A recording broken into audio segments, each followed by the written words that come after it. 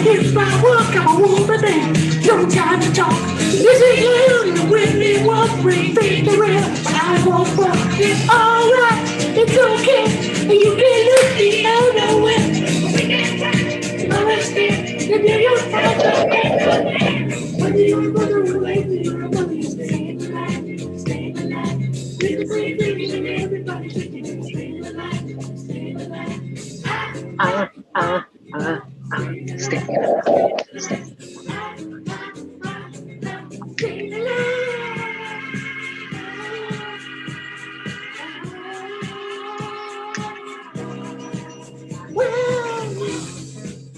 Welcome to the Cadence Machine. I'm your host, Darius Mirshahzadeh, and we have none other than Mr. Michael Caito. What's up, bro? Hey. The song. That's the song for COVID, bro. Just Stayin Alive.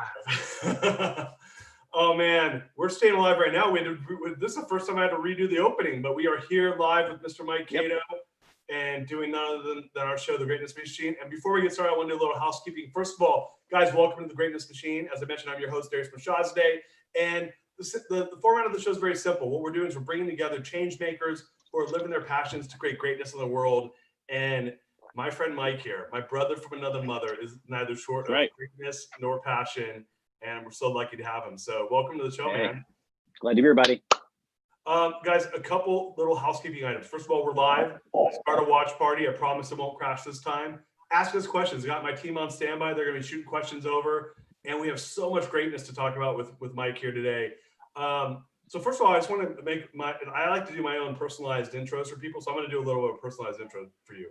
Is that cool? Yeah, absolutely. So Michael here is a serial entrepreneur. I mean, a down and dirty bootstrap, grow you from the ground up entrepreneur. He built his first company, Restaurants on the Run, sold it to Grubhub, publicly traded company. During that time, he was the global chairman of EO, Entrepreneurs Organization, for the entire world, like the whole globe. Then he went and bought the management consulting company that was the company he used at Restaurants on the Run called MAP. And it's a 60-year-old company founded in the Anderson School of Business on best practices on how to scale business. And so not only that, father of 3 kids, married, living in the OC, just living the dream, my friend. You are. So loving it. OC, baby. How did I do? Did I do okay? I did better than you made me look better than I am. Thank you. Well, man, dude, so it's funny is Caito and I talk all the time, right? And I was like, man, I want you on my show. You're like, well, what's the show about? I'm like, dude, it's just like what we do in private, minus all the gratuitous fucked up shit we talk about. And it's and it's all the biz we talk about. And we talk tons of biz because he and I see so much eye to eye. We're in these parts of our journey where we built businesses, and now we're like going in this other direction where we're helping businesses. And man, how are you doing, dude? Like, what's new in your world, brother? Bro, listen, it's great.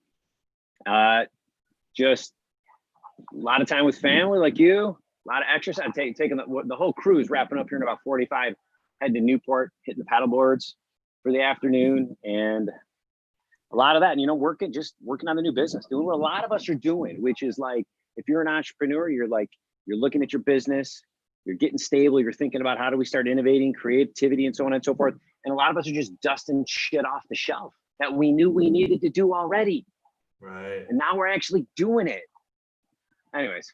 So let me ask you a question, because I think like lots of people who are watching this are going to be like, oh, I can't believe Caito and Darius are on no one's seen us, no one's gotten to witness you and I behind the scenes having conversations, but lots of people know that you and I know each other. And so what I want to do is, for those out there that don't necessarily know of Mike's work, can you give some background on how'd you become an entrepreneur? How'd you end up, where you're at right now? Because it's a cool story, and I love it. The fact that you drove cross country from New York. Would you mind giving a little bit of background? Because I think you have such a down and dirty, true entrepreneurial story.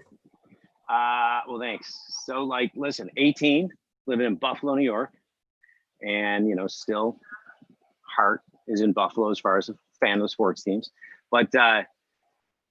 Just like I was 18, I was like, this isn't going to work. I had been out to California the year before. And, I had one family member, an uncle Buddy, who lived in Cali. And when I was 17, I was going through some stuff my parents were divorced. I went back and forth with my parents, and my uncle's like, I need you to come out to LA. So he flies me out to LA. He picks me up in his Porsche. He takes me to his business. Our family's been in the music business for now it's close to 40 or 50 years. We have a recording studio called Conway in Hollywood. And he picks me up, brings me to his house in the Hollywood Hills. I'm sitting at the pool. He takes me shopping on Melrose. I go to the studio, Motley Crue's recording Girls there at the time, hanging out with them. And I'm just like, wait, this is California? And so I go back to Buffalo and I'm working and doing my stuff as a senior. I meet a girl and, she's like, we start dating and she's like, I'm moving to California in 4 months with my dad. And I'm like, all right, well, let's just have some fun. And she moves to California. We graduate in June.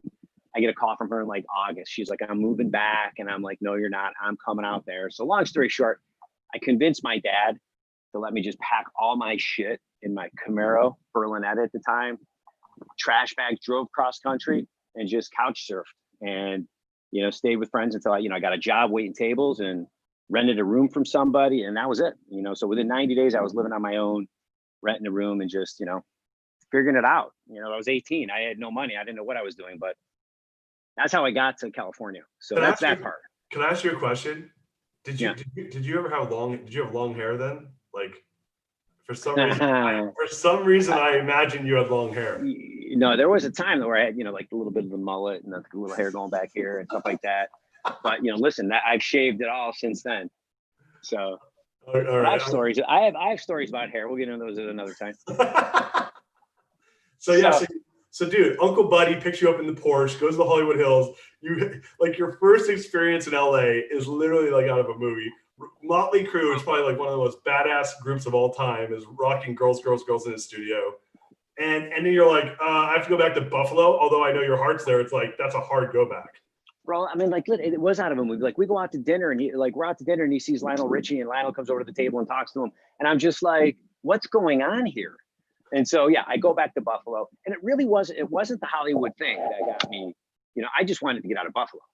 And so I ended up in Orange County. So I was an hour south of LA and, so that, I'm on the board of the studio, but, to this day, my uncle's like, I never got involved in the studio. I stayed in Orange County and started doing my own thing. So I'm out here and I do the, some of you know me, I started at Saddleback. I did a community college thing and then transferred to Cal State Fullerton, but I was on like the 7-year bachelor degree program. So I was on that deal, living, having fun, college life, but I wasn't in the dorm or anything. So I was, I was living the college life as someone that was living on their own in California. But right around 24, when I was about 24 years old, it was back in 93. I don't know what happened. I wish I could remember, but there's been too many things that have happened since then. But something hit me and I was like, I want to start a company. And I wrote a goal down that said, find an idea for a business. And the way things happen, like a couple months later, my brother and his best friend approached me with this concept around delivering food to homes and businesses. So we dropped out of college and got the ball rolling on that. So back then, like the first time I used a meal delivery service, and I know you guys ended up being a big B2B player where you were delivering a lot of food to businesses. Right. Everything, 100% of your business was that, right? At one point. Right. At one point, eventually. I used, was it Waiters on Wheels? That was a popular one, right? Were they a competitor of yours to a certain degree? Were you in the Bay Area at the time? I was in the Bay, yeah. So this is like in that early 2000s. Yeah, that's where we got the idea from. So my partner Matt had seen it in San Francisco, Waiters on Wheels, and he was like, "This is an interesting idea." And we did everything wrong in the beginning when we started the business. Mm-hmm. The only thing we did right, which was by luck, we started in the right market. Like we were in South Orange County, which was booming, full of corporations, tech was growing, and we got lucky to start, in that particular market, and that was 93. And then we went on a 20-year run building that company. And so eventually you got to a point where you're like, all right, like, I mean, I know the story, but do you mind telling the exit story at all? Well, it's like we had, we made like all the class, we went, if you look at your playbook, like I was talking to Chris Ronzio yesterday from Trainual, which he should be on here. And he was talking about a playbook for business. And I'm like, yeah, there's a list you can go through, everything from, obviously vision, mission, values back to you. Okay. You know, who's your customer? What's the value proposition? What capabilities are you building or do you have? What systems are you running in your business? I mean, that part of it is a playbook.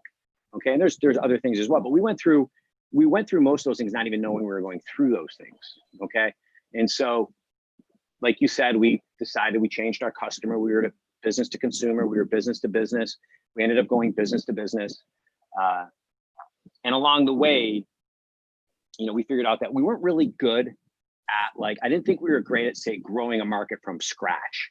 And so we bought a company in San Diego, which is an hour south of Orange County, and modeled it and said, you know, can we run that company from here and grow it? And we did. And from there, we went on an acquisition mode, you know, or an acquisitive mode, and we proceeded to buy about 10 to 12 companies around the country, and companies that did exactly what we did. And we just, you know, we integrated them because we had the technology, we had the systems, you know, we had the focus, we had the management team. So it was easy for us to integrate these companies. And, you know, then the entrepreneur would probably at that point be moving on to do something different or stay with the company as an ambassador. And that's how, so we had a consolidation strategy at that time. And the reason we had it, number one, like I said, I didn't think we could grow from this ground up. It would take too long. But number two, we were super active in our industry, okay, and our association. We gave, and tried to help as many, you know, entrepreneurs as we could, which is what a lot of, that's the way to do it. You know, you want, and so many people sometimes are like, hey, I'm going to hide what we're doing. We just gave it away, which built a lot of trust. So when it came to us scaling the business, you know, and we were buying companies, they knew who we were, they would hold paper on us, and we became their exit strategy. So Nice. That's kind of how things grew through that process. And so you guys eventually, you saw an opportunity to exit. You got into bed with Grubhub, a publicly traded company, and they bought Right. it. And Yes. What year was that? So that was 5 years ago, 15. So what happened there was, you know, we had made some, you know, listen, we look back on it and they look like, wow, you guys are really smart. You made some good choices, but listen, it wasn't that at all. We weren't thinking like the story I'm about to tell, but we had made decisions, because strategy is all about trade-offs. It's all about making decisions and acting on it. Okay.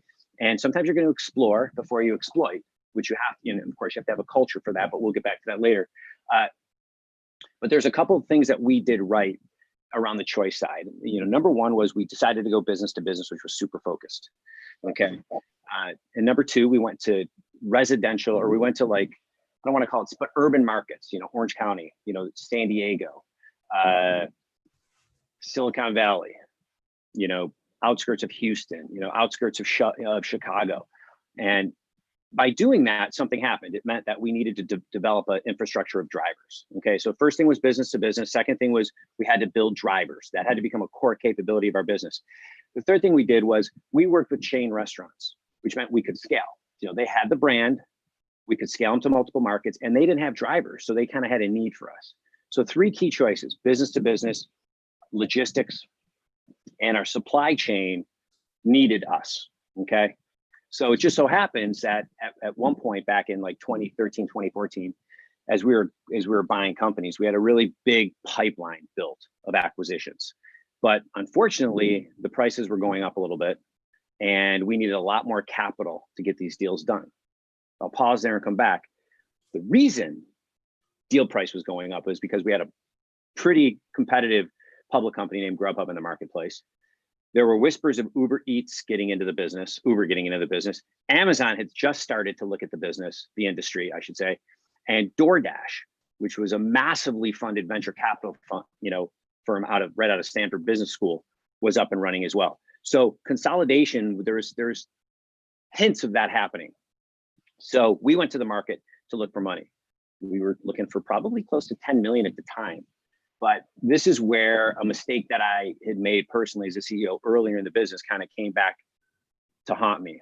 And, you know, being busy with EO, being focused on the company and growing, and, you know, being in the business for 15, 20 years, you start to kind of like be an in and out CEO, so to speak. Meaning you're in the business, then you're out looking at all these other things. Then you're in the business, then you're out looking at other things. And what I didn't do was spend the necessary time really building the story behind the company. So while all this shit is happening everywhere, and we're making money and we're doing great and we're growing and we're known in the food delivery business, we weren't known in the other vast space around us, private equity, bankers, venture capital, where all this stuff was starting to happen.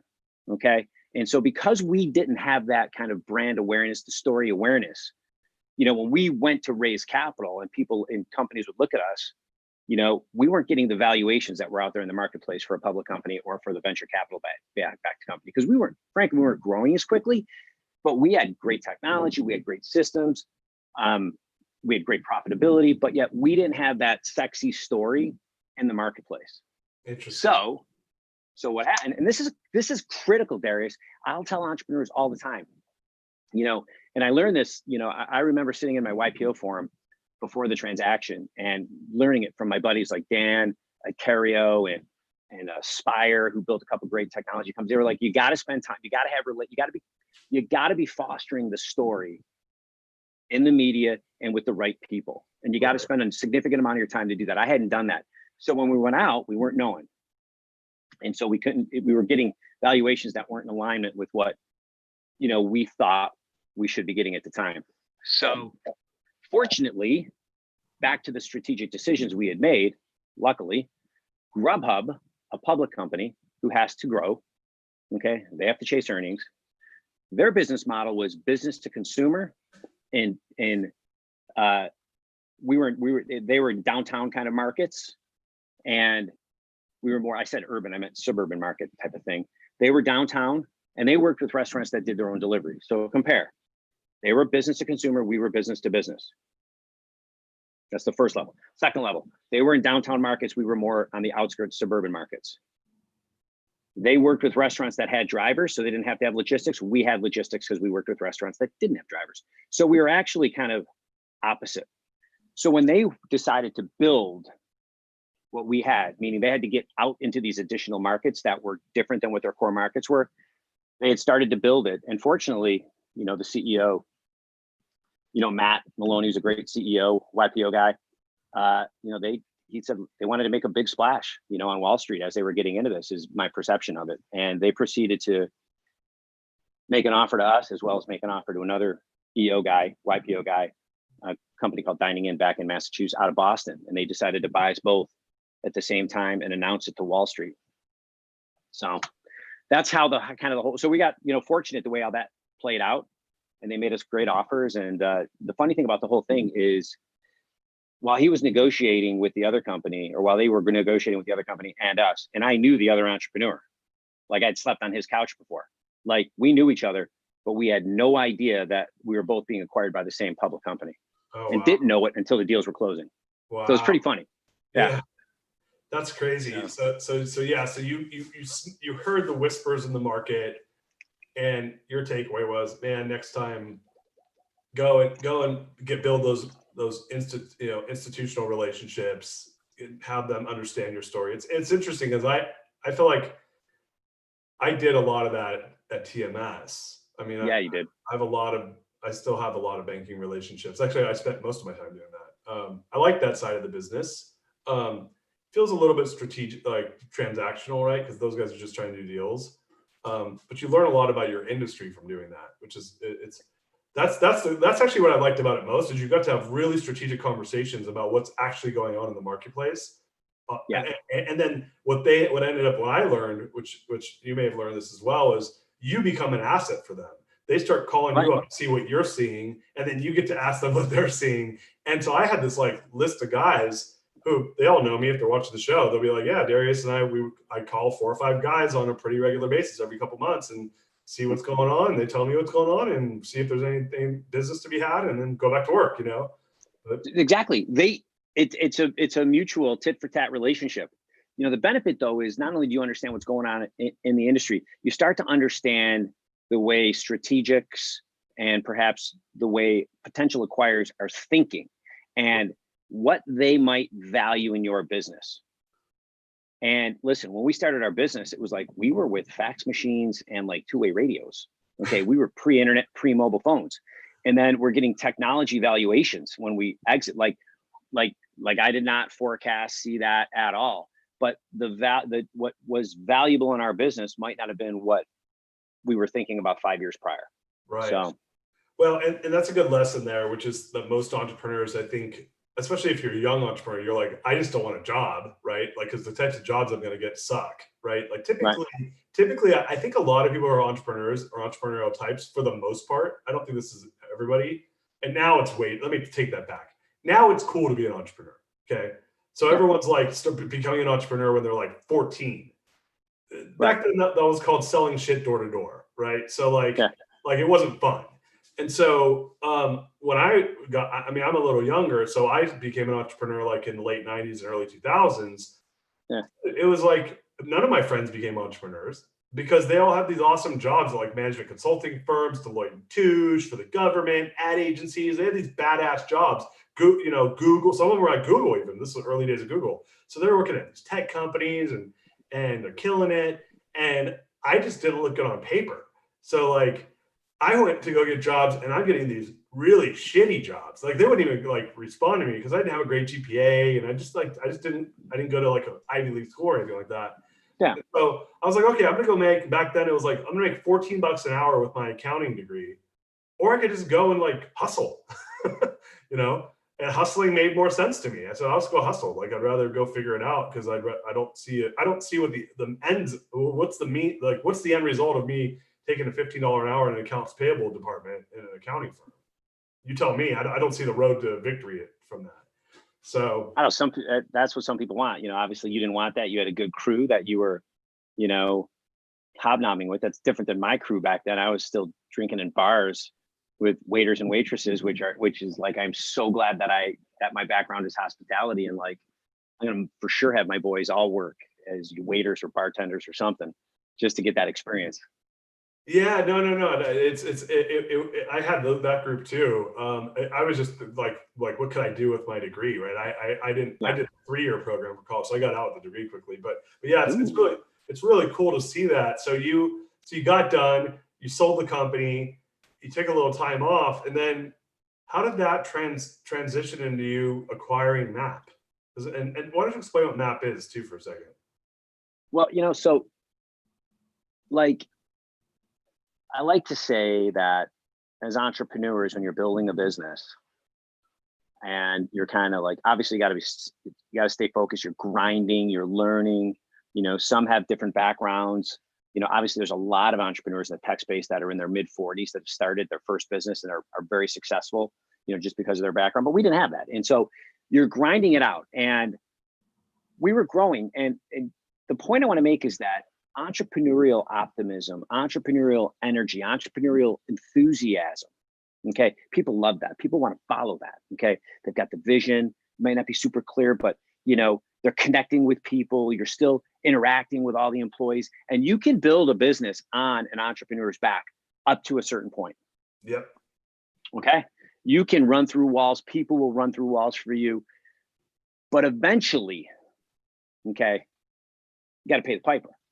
You got to figure out how you're going to, we'll call it scale the business, how you're going to, take it from where it's at to where you're trying to go with it, how to take it from, mom and pop to something sustainable. Whether or not you want to sell it doesn't matter. That's, it's like, but at some point you're thinking, and I'm not into this, like, what's your exit strategy thing? It's like, listen, you build a company, okay? You build a company you can sell. And even if you don't sell it, guess what? You've got a company you could sell, and a company that can probably run itself. So I'm kind of in that spot, right? At one point, I'm in that spot where I'm like, okay, there's 3 of us working really hard in the business. I'm the CEO. I got my brothers in sales, my partners in in marketing, and things are cool, but you could start to see cracks. And, as some of that have seen me before, I was basically told by my investor that if this was a public company, which is ironically, we ended up selling to one, which if this was a public company, I'd be fired as the CEO. Because I didn't understand. Oh, I didn't know that. My number. I didn't understand my numbers. But you could see the cracks, the things like, like, did everybody really understand the vision of the company? How were people connected to what the strategy of the company was? How were the meetings? Was there accountability? Were action items getting followed up on? Like, was there communication between all departments? Okay. Was there a systematic approach to customer service? All the little cracks, that you can see in a lot of companies, we had them. And the way my investor found them was, I didn't understand profit versus cash flow. I mean, they're just very different concepts, and we were probably paying ourselves out of and decreasing net equity in the business and not even realizing it. But we were growing and people were happy and we were getting publicity and so on and so forth. So I presented to my forum, and a long story short, I ended up getting a phone call from a salesperson from this company called MAP. And, you know, he's explaining MAP to me and he's like, hey, MAP's a program. I'm like, well, what does that mean? He goes, well, we're the best at management training, which includes leadership. I'm like, okay. And he goes, and then we have a system that you run in your business. Okay. They're integrated. All right. And he goes, the first step for you is to go to this 2.5-day workshop, which we still do in Newport Beach. And I go, fine. I go to the workshop, send my partners to it. And we're like, holy crap. Not only did I just go to this workshop and figure out like how to be a better version of me, leadership, management, everything, but I also just got a little taste of a system that I could run in my business. And I was like, we're sold. So I brought in a consultant from the company, sent my managers through this workshop, developed the hell out of them, put the system in our business. And for 15 years, I had my coach in my business working with my executive team for 4 hours every day. I mean, just he knew my people, he knew my company. We could talk, candid conversations. He kept us focused, just kept the momentum moving. And anyways, and that's how we were able to go from like 80 people to 600, you know, from like 1 or 2 markets to 10, because we understood, you know, we had a mindset around accountability and we had a culture that supported that and supported development. And so anyways, so we sold the business and I looked at this company. That's cool. I didn't realize you guys had 600 employees. And it's funny, you know, like once you start to go up, you know, companies have stages of growth and it's, in some ways it's easier to run a 600 person company than it is to run an 80% company, because you have what it takes to get to that size. You have to build that infrastructure or else you can't get there. And then once you get there, you have systems that kind of manage the people, you know. There's in between stages. You're right. And there's like, as you look at Vern's stuff, he talks about like valleys of death and you have all that stuff. And obviously you want to put stuff in place to shrink those valleys of death, you know, but I was so like you said, I kind of took some time off, but I thought about, I wanted to be a coach, but I said, I don't want to do that. I love my freedom. My kids are, you know, going into their teen years. I want to, you know, I coach, I'm the president of Little League Baseball and I'm like involved. And I got a hot wife that I like to travel with. So so I ended up taking a look back at MAP and had a great conversation with them, and they were looking for like, what's the next thing for them? And long story short, we struck a deal and we bought the company and, you know, had all these great ideas of things to do and, you know, started working on stuff and paused and got back into the business. And now with COVID, we're like, we have the capacity to double down and reinvest in all these things we wanted to do. And so that's what we're doing. And I just bought it for the same reason you wrote your book. It's like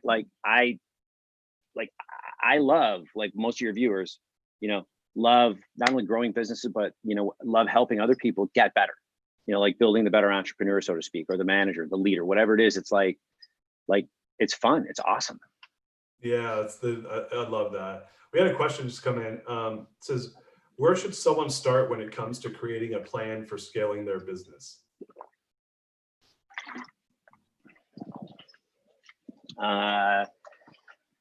What do you think, Darius? I mean, there's some great stuff out there. I mean, the most practical guide, you know, I love the book Scaling Up by Vern. I mean, I love that book as a way to kind of get an overview. The best place to start. I'm a pretty big fan of building a strategic plan, right? Mm-hmm. So to your point, there's different systems to do that. Vern's system's really good around the one-page strategic plan. I like the left side of the page the best because it's all long term. But yeah, I think like if someone asks me that question, I think that my answer is that there's it depends on how invested you want to go. If you want to go like heavy investment, then you can go to a group like MAP, or you can go to a group like EOS or Scaling Up or whatever. And management system is important for sure. Yeah, but do you guys do like the strategic? You guys build the strategic plans with them? Or no? You do. Yeah. I think the first question is to look at you know, if you want to scale, I think the first question is looking at your culture and your people and saying, do I have the people? Do we have the team to do it? Do they culture is more than 1 + 1 = 2. Okay. Or I'm sorry, scaling is more than just bigger. You know, scaling is about a mindset, as I said earlier. It's about the culture has to have a mindset, you know, a system of beliefs that we own accountability. Accountability is key to scale. Okay. It's about people. So to me, it's accountability and engagement. Okay. That's it. Okay. And I believe you create engagement. I think accountability is on the path to engagement. Okay. Because if people, own and believe in what you're doing, amazing things can happen in your business without you having to have some sort of massive push behind it. People want, if they're engaged and there's accountability, they're going to get the right stuff done within the context of your vision. So the first place to me is, can our culture support scale? Okay, number one, do we have the right people, the right mindset? And then it's like what you said, let's look at the plan. What are we going to get done? Because everything starts there. Where do we want to go? Let's break it down monthly, quarterly, however we want to do it, and keep a cadence of coming back to that plan and a cadence of coming back to what everybody says they're going to do. Are they getting it done on a week-to-week, month-to-month basis? That's where it all begins for me. So, dude, it's so funny. It's like I'm not eating my own dog food here. So I'll answer the question differently, which is if it's me, I agree with everything you said, by the way. But I actually think that this bad boy gives you the answer to that, right? Is that A, are you actually like prepared to scale, which is, do I have a team that's geared up where they're speaking the same language, where they believe in the same things? Do they hold each other accountable to those beliefs? And my answer to that, you got to build your core values to do that. So when you build your core values, that becomes a filter for all those things. And then there's the tactical side, to your point, of building the plan and then holding accountability, and then the cadence around coming back to it. And to answer the person's question, if you've not scaled a business, I would take the word business out and say body, right? If you want to like get your body in shape, you have to have a plan and you have to follow it religiously, and you got to do it. And the faster you do it, the more strict you do it, the better your results are going to be. And I think a company is the exact same way. If I say, oh, I want to lose 20 pounds, right? But I like sometimes go to the gym, sometimes follow my diet, sometimes don't, take a month off. You don't have to like ask me what the results are going to be. You know what the results are going to be. They're going to be shit. The same is true in a business, right? And I learned the hard way was that the cadence is really hard, because I think what ends up happening in a lot of these different programs and books and whatnot is they ask a lot of the participant, right? They ask a lot of their companies, and the company's like, dude, I've never eaten healthy before, and you have me doing double days and eating a paleo diet. It's like, whoa. And so that's why my answer is like, hey, you got to do some education. You got to it can't be a diet. It's got to be a lifestyle, right? So, D, I'm going to like totally agree. And I think that comes back to this one thing, now that I can think about this a little bit. Most companies are a reflection of their founder. And the first key to scale is the founder. Is the founder capable? Can they get in the mindset to scale? So I think the first step is a deep dive on yourself, your strengths, your weaknesses. Are you willing to delegate? Okay. Are you willing to have tough conversations? Are you willing to hire people smarter than you? Are you willing to, let people make mistakes? Are you willing to not micromanage? Those are all steps in the process of scaling. If you're going to wear the big red S as the founder on your chest, thinking that I can do this better than anybody else, which a lot of times you can, but like you can't scale that. You got to like let people get 90% there and take the time to train them. If you're going to wear that red S and you can't let go of it, good chance you're going to have some challenges scaling. And so I go back to that point, when my investor was like, you suck. Well, I could have blown him off. Okay. Or I could have taken a look at myself and said, like, what do I want to do? And it's like, I'm not saying I did this analysis on myself, but I did know that I wanted to get better. Okay. And I did know that I wanted to be a CEO that could scale. And so I was fortunate that my forum referred somebody, to me, and I ended up going to this deep dive workshop on myself and other people. That workshop I went to has like 12 people, and like some of them were CEOs, some of them were managers and leaders, and but we're in this 2.5 day like deep dive about not only learning and development, but understanding ourselves and then getting feedback from other people. So I walked out of there, I was like, holy crap, I suck at accountability. Okay, that's not my thing. And so I knew I needed a system. And I think that's the starting point. Like, look at yourself and make sure that you can let go of that ass to scale. Yeah, it's a great point. And I think sometimes like and I'll say for myself at least, I take it for granted that I'm on the other side of the spectrum, which is I don't want to be accountable for anything. So and if you're that way and you like to delegate and you like to hire people smarter than you, which I'm like checking all those boxes, then the natural next step is building systems around accountability, which I think it's important in any part of life where you want to really get results, right? Like some people, they don't want that. They don't want accountability because accountability is hard. You know, it takes work, but there's safety in it, right? It's like having rules with your kids. If I don't have any rules for my kids, basically not having rules with your kids is not having accountability, right? And then they just do whatever the hell they want, and then they don't make the progress that we as parents want them to have. The other side of that is, well, I want my kids to have accountability, so I'm going to create rules, and they're going to follow a system and a structure, and they're going to move ahead. They're going to get better at school. They're going to get better at sports. They're going to make friends, all those things. Exactly. So like if you take the book Atomic Habits, you know, he likes to talk about, you know, Clear likes to talk about the fact that people have goals, but it's not about the goal. It's about the system that supports the goal. And those are the habits. Okay. And so in all areas of your life, you have habits that support where you're trying to go, that are all linked. It's like he gives a little bullseye. I have a different bullseye I like to talk about, you know, but he's got you yourself, like you understand your core purpose, then you have systems or habits to support the goals you want. And he'll tell you, it's like, you gotta have in your mindset has got to be, yeah, I am a fit person. I'm a person that likes to work out, and that helps change the core, which drives the system, which drives the goal. It's the same thing in your business. Okay. Business is goal setting.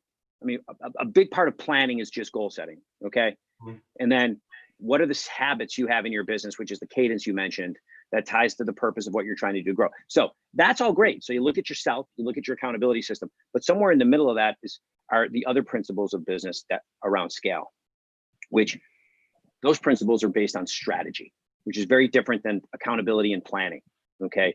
So you've got to get up a notch to the strategy of the business. And, you know, of course, who's the customer? What's your value proposition? How are you going to deliver that value? But when you're small and you're starting to scale, you've got to have a culture that embraces failure. Mm-hmm. And what I mean by that is as you go through looking at different ways to grow your business, different strategies. A lot of times as we're in the smaller phase, we're still in the emergent strategy phase. We're still in the emergent phase of strategy. And we're looking at different things. Okay, that's the way Harvard talks about it. They'll say, hey, you're in the emergent phase and before you get to the deliberate phase. Okay, so you're trying things and then you go to deliberate and you like go. Stanford talks about it in a way where like they talk about your culture has to be able to explore and exploit, and it's a circle. Over here, you're exploring different strategies and then you're testing them and then you're learning. And then once you find the right one, you exploit the hell out of it and you go and you're deliberate and you make decisions, because strategy is about decisions. Strategy doesn't work until you have action. So you've got these three pieces here that we're sort of talking about as we just go. It's like, can you be the person you need to be? All right. And are you willing to go there? And if not, that's okay. You can still get people around you that support you. Okay. That's that. Then you're like, hey, I want to have this operational system of how we actually run the business, how we manage the business, not sales systems, not marketing systems. How do we manage the business? We have systems for everything else, but how about the systems to run the business? And then you can spend that time and say, let's have the headspace, the head time. Let's talk about strategy. Let's explore, let's exploit to figure out what works and doesn't work. So that would be a longer answer and a framework to think about what it takes to scale. And it's funny, like I followed you, but I think some people are like, that's a lot, right? So but to answer, of course it is. But you got to start somewhere, right? And I think that's where there's power in three ways. Number one is buy my book. Because this book's gonna like give you that foundational piece of what's the culture that you want to build, right? What are the values that you want to put?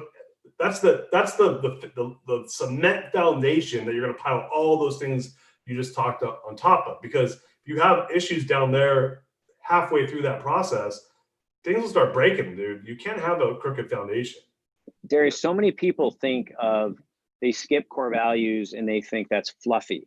Okay. Yeah. And what we don't realize sometimes as entrepreneurs is that the culture of your company, which is defined by those systems of beliefs that you've proceeded to, your core values that you've not only made them actionable, but you've talked about them in a way descriptively. So you can look at somebody in a meeting and be like, is that an example of running through walls for a customer?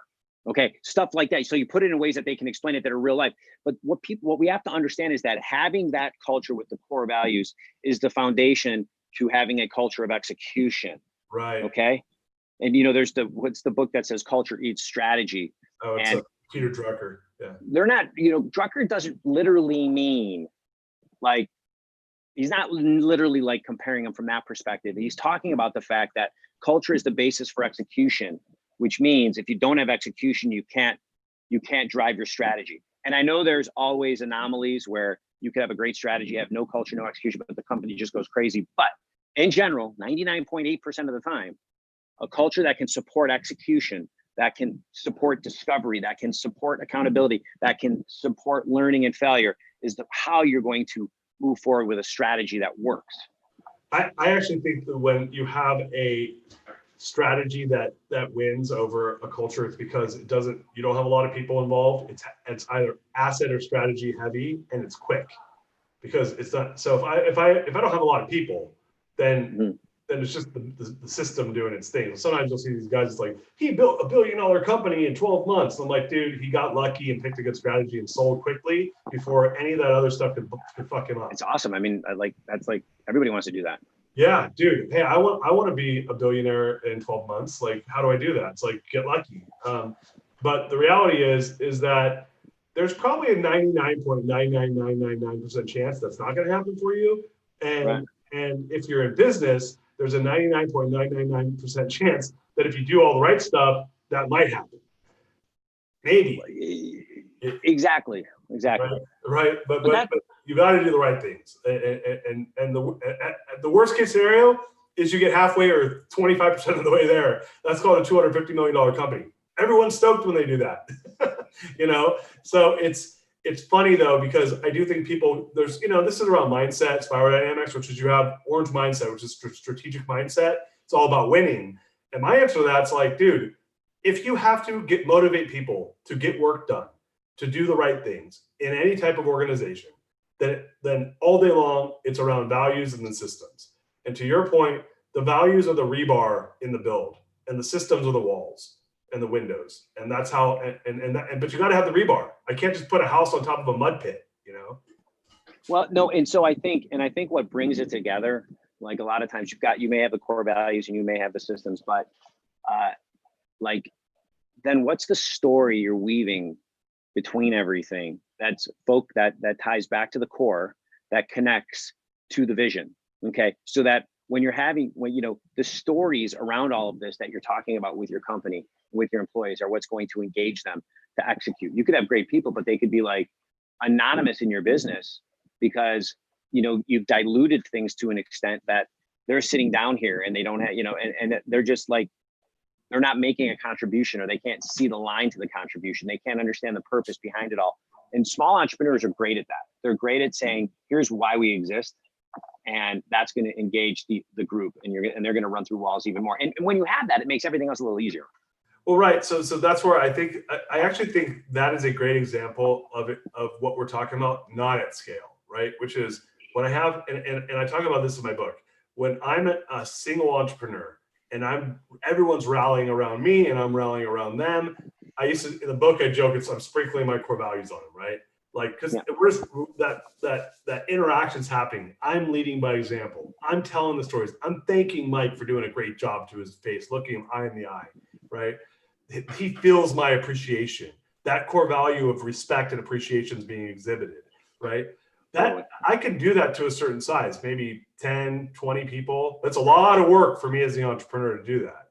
And that's what you said, that the entrepreneur can carry the weight of the organization on their back to a certain point. I think it's around 20, 30 people max. Then what ends up happening, and it depends, are they 20, 30 in the same room? Or are they in separate rooms? Because all that stuff affects it too. I noticed for me that it started breaking down around 20 people because we were in separate rooms. And what we're describing by these systems is that feeling you have when it's tight and small and running well, but 100 times bigger. Right. 10 times bigger, 5 times bigger. Instead of 20, it's 100. And it feels, and not only does it feel the same, it feels even better, maybe, because you have more people to do it with. Or maybe it's 10 times, it's 200 people. How do you do that? In order for you to scale that 10, 15 person feeling and that where people are running through walls, you have to build systems. You have to have a defined purpose and value statement. And you need to like scale those and wrap those and tie those all into the organization so it can keep scaling. And what ends up happening, in my experience, it becomes a flywheel for growth. You actually grow faster the more you do it, but you got to do the work. Bro, and I think the key to the listener right now is just like, you got to keep it simple. Don't, start, you knock the dominoes down one thing at a time, but keep it simple, keep it tight, and that's the key. That's why Darius, and my kids are pounding on me to go paddleboarding, but that's why I think the world's a better place, because of what you're working on right now. You get it. The fact that you're doing Darius 2.0 and then there'll be then there's another dark Darius 2.0. We'll be there together. Scariest Darius 2.0. Like the scary, but like Darius 2.0 is what we need, because you've taken with that book. Okay. And I've gone through the process and a couple times, and for two different, a group and an organization, but you've taken it and you've made it you've crystallized like how it all links and what it really means. And you've given us an easy way to make it, like I said, actionable, but also make it explainable and translatable in a way that people can live by it, and you can hold people accountable to them. And that's what we need, dude. And what's cool is you can do it at a business that's a startup, but you can do it at a company that just needs to look, they've never done the work, and they've got 300 people. Yeah. Okay.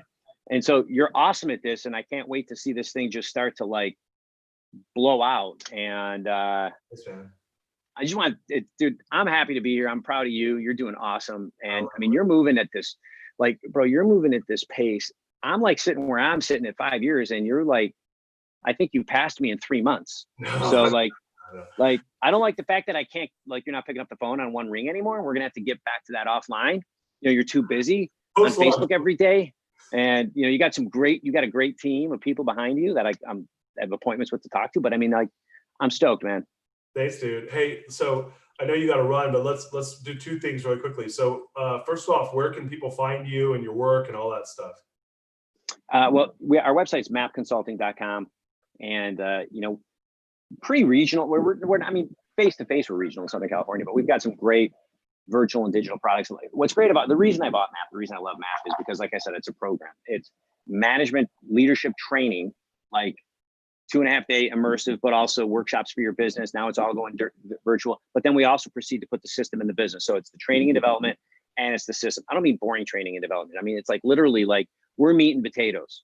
Like I'm like, if you want to work with, if you want to train your managers, you want to put a system of accountability, a system to scale your business, like you got to be ready. Like we're like at the grinded out level. Like if you're not ready to put your hard hat on and like come to work, pitchfork, like we're working, like that's us. And if you're that kind, if you want that to scale your business, that's who we are. And so mapconsulting.com, I'm on LinkedIn, Michael Caito, So anyways. Well, guys, listen, for all you entrepreneurs and business people out there, check out Map Consulting. My boy Caito is just doing some killer stuff there. I'm going to ask you one last question after I plug my show real quickly. Guys, go to @TheRealDariusM on Facebook. Share this watch party with anyone you know in business. Anyone you know that has their own business has to watch this. If they did not watch this episode, they're literally losing out on some super valuable information. I knew that we were going to get to have this hour with Caito to talk about this stuff. And I get to have these hours with Caito all the time. So for me, it's just like, I'm asking him questions I already know that he's going to give me the answer to, so you guys can get the value out of it. Secondly, go to www.therealdarius.com. Follow me on all the social stuff. We're doing a bunch of stuff, getting ready for the launch of the book here on September 15th. I'm super pumped. I'm like, can't wait for this thing to come out. I'm like Donald Trumping it, upside down Bible. So here we go. Are we going there? No, we won't go there. But dude, last question. Your last meal on earth, bro. What's your last meal on earth? I like to end the shows with that. Definitely. Listen, I'll get to that, but I just want to say it's like, we're all going through a lot of different challenging things right now. Obviously, this is, something we haven't seen in, they say 100 years or whatever it may be, and which obviously we haven't. But no matter what level you're at as an entrepreneur, and I'll just stay in my lane of business for now. I won't go off into personal, family, and community. We can do that on another side. But like in the lane of business, we're all going through the same type of stuff. Like with MAP, I went through it. Like as soon as this thing hit, it was kind of like we went right into like, okay, what's our scenario planning? And and I didn't have a plan B. Okay, which every company needs a plan B, but fortunately I'd been through it once before, and so we were able to construct it, but it was about getting stable, like I said earlier. And then once we found that stability, we were able to start innovating. Okay, but we all have gone through it, no matter what level we're at as an entrepreneur. So don't be down about it. Just get yourself stable to that point where in your mind you can now say, okay, we've got a plan, and now let's get creative. I couldn't even go to creativity. Like once we figured out like, okay, here's how we're going to get through this, we immediately shifted to, okay, our purpose is the same, but how we do business is going to change, as Simon Sinek would say. And we started looking at the capabilities of our business, our people, and say, okay, so we got great stuff here. How do we build on top of this? But look at, what's the new way of delivering that? And that's where we're building some really incredible stuff that actually scales. The stuff I wanted to do in the beginning that we did, I got distracted. I got, content, whatever. But now we're doing it. And I think a lot of us go through that. So stay focused and stay positive. And like, if there's anything Darius and I can do, please reach out. We're like, this is what we love. So anyways, last meal, it's going to have to be, I'm Sicilian. So, my wife, I don't want her to hear this, but I think my last meal is going to be grandma's meatballs, homemade sausage with some rigatoni. Brother, well, dude, so that my stepdad's, my mom's full Italian and my stepdad's full Sicilian. Yeah, so me too. Next time I come to SoCal, you're gonna have my mama's meatballs. Can't wait. We're doing it, bro. I'm gonna have her make that. Guys, thank you so much. We'll see you guys. We got some great shows tomorrow. Caito, thank you, my brother. Love you. Love you, baby. All right, guys.